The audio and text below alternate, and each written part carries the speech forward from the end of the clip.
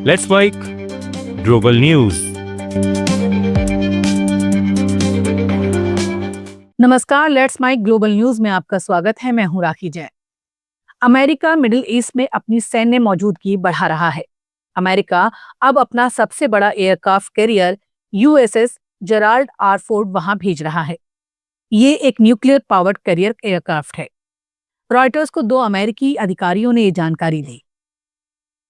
ये कदम ऐसे समय में उठाया गया है जब अमेरिका और ईरान के बीच तनाव बढ़ रहा है। अधिकारी के मुताबिक जेराल्ड को मिडिल ईस्ट पहुंचने में 1 हफ्ता लगेगा। वहां पहले से अब्राहम लिंकन कैरियर और दूसरे युद्धपोत तैनात हैं। जेराल्ड अपने साथी जहाजों के साथ कैरेबियन सागर में तैनात था। ये इस साल वेनेजुएला में हुए अमेरिकी अभियानों में हिस्सा ले चुका है। इसके अलावा हाल के हफ्तों में कई guided missile, destroyer, fighter jet और निगरानी विमान भी मिडिल ईस्ट में भेजे गए हैं। अमेरिका के राष्ट्रपति डोनाल्ड ट्रंप ने कहा कि वेनेजुएला में 3 जनवरी को हुए सैन्य ऑपरेशन में अमेरिका ने एक सीक्रेट हथियार का इस्तेमाल किया। ट्रंप के मुताबिक इस हथियार की वजह से रूस और चीन के डिफेंस सिस्टम काम नहीं कर पाए। नॉर्थ कैरोलिना के फोर्ट ब्रेक सैन्य बेस पर सैनिकों को संबोधित करते हुए ट्रंप ने इस हथियार को डिस्कम्बोबुलेटर कहा।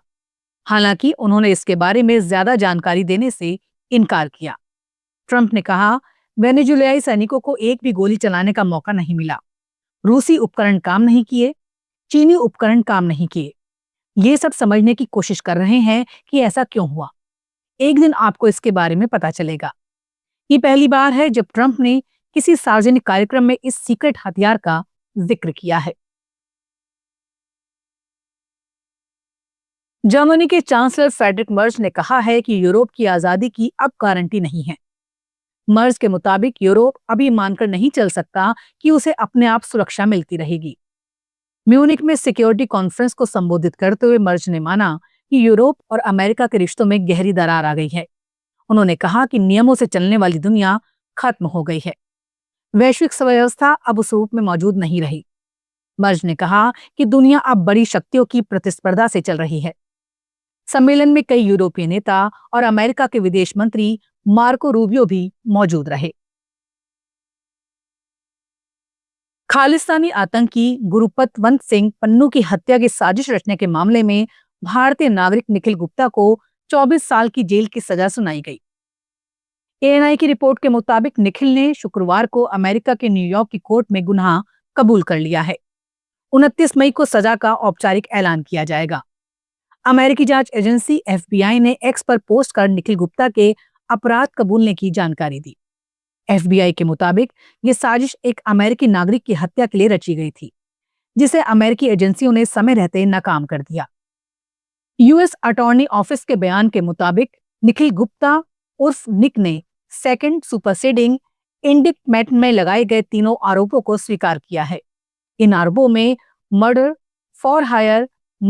फॉर हायर की साजिश और मनी लॉन्ड्रिंग की साजिश शामिल है। बांग्लादेश के चापाइन जिले में शनिवार सुबह करीब 5 बजे देशी बम बनाते समय विस्फोट हो गया। हादसे में 2 लोगों की मौके पर ही मौत हो गई, जबकि 3 अन्य गंभीर रूप से घायल हैं। घटना चर बगडांगा यूनियन के पाठापाड़ा गांव की है। सदर पुलिस स्टेशन के प्रभारी अधिकारी नूरे आलम ने बताया कि घर के अंदर कथित तौर पर देशी बम तैयार किए जा रहे थे। इसी दौरान अचानक तेज धमाका हुआ। मृतकों की पहचान तत्काल नहीं हो सकी है। घायलों की पहचान पाठापाड़ा गांव के मिनहाज और बाजुलुर रहमान तथा रानी हाटी के धूमी गांव निवासी मोहम्मद शुबो के रूप में हुई है। सभी को गंभीर हालत में अस्पताल में भर्ती कराया गया है। अमेरिकी सेना ने कैरेबियन सागर में ड्रग तस्करी के आरोप में शुक्रवार को एक और नाव पर हमला किया। इस हमले में 3 लोगों की मौत हुई है। अमेरिकी सदर्न कमांड के मुताबिक नाव कथित तौर पर ड्रग तस्करी के लिए इस्तेमाल हो रही थी। कमांड ने बताया कि हमले में नाव सवार 3 लोग मारे गए। पोस्ट के साथ एक वीडियो भी शेयर किया गया है। वीडियो में एक नाव पानी में चलते हुए दिखती है, जिसके बाद वो धमाके के साथ आग की लपटों में घिर जाती है।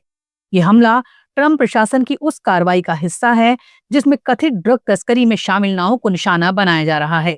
पिछले साल सितंबर से अब तक कैरेबियन सागर और पूर्वी प्रशांत महासागर में कम से कम 38 हमले किए गए हैं। ग्लोबल न्यूज में फिलहाल इतना ही। नमस्कार।